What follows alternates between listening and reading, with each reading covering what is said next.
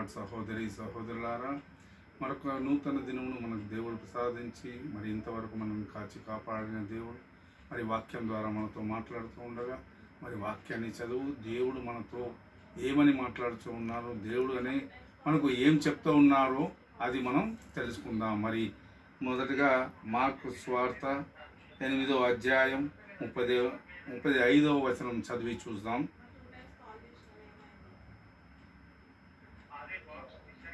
తన ప్రాణము కాపాడుకొని చూడువాడు దానిని పోగొట్టుకొనును.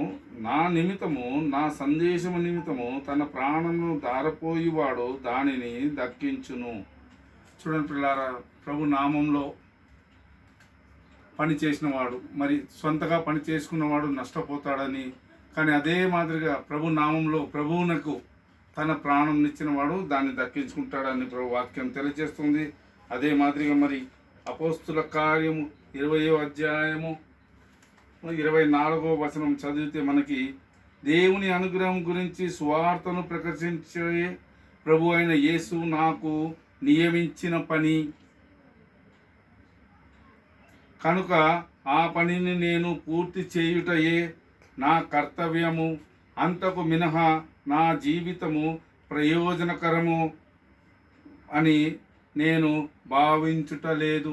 చూడండి, ఇక్కడ అపోస్తుల కార్యంలో 20వ అధ్యాయం 24వ వచనంలో ప్రభు నామంలో ప్రభు తన వాక్యం నిమిత్తం తన పరిచర్య చేయకుంటే మన జీవితం వృధా అని తెలియజేస్తుంది. అదే మాదిరిగా మనం ఒకవేళ రోమీలకు రాసిన లేఖలో చదువుదాం.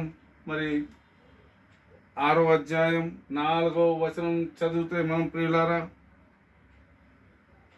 కనుక మన జ్ఞానము వలన మనము ఆయనతో సమాధి చేయబడి ఆయన మరణము పాలు పంచుకొనిటిమి.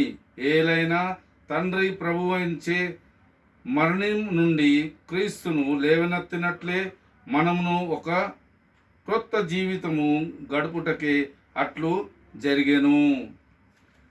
మనము తండ్రి దేవునితో సఖ్యతగా ఉండి యేసు ప్రభు వారి మాట విని వారి మరణంలో పాలు పంచుకున్నట్లయితే, వారి మరణం ద్వారా ఎట్లయితే పునరుద్ధానమైనారో మనం కూడా వారి మాటలు విని వారితో నడుచుకుంటే వారిలాగా మనం కూడా నూతన జీవితాన్ని కొనుక్కుంటామని చెప్తాం. అదే మాదిరిగా మరి పౌలు మహర్షి తిమోతికి రాసిన 2వ లేఖ 1వ అధ్యాయం 10వ వచనం గనక మనం చూస్తే, కానీ ఈనాడు మన రక్షకుడు యేసుక్రీస్తు దర్శనము ద్వారా అది మనకు బహిరంగతము చేయబడినది.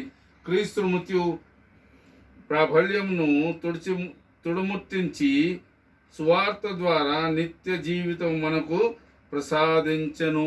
Praise the lord.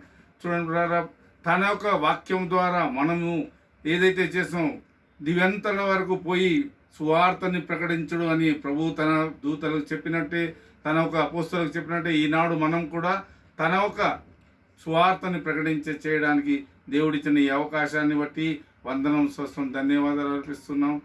తండ్రి, ఈ సమయం మాది కాదు తండ్రి, మీరిచ్చిన సమయాన్ని బట్టి మీకే వందనం, స్వస్థం, ధన్యవాదాలు అర్పిస్తున్నాం.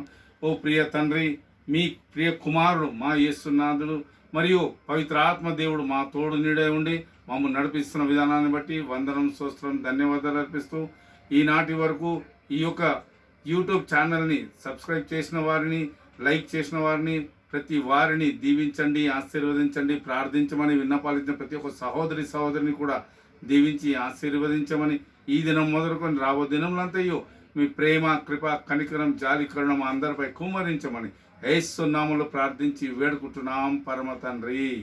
Amen, amen, amen.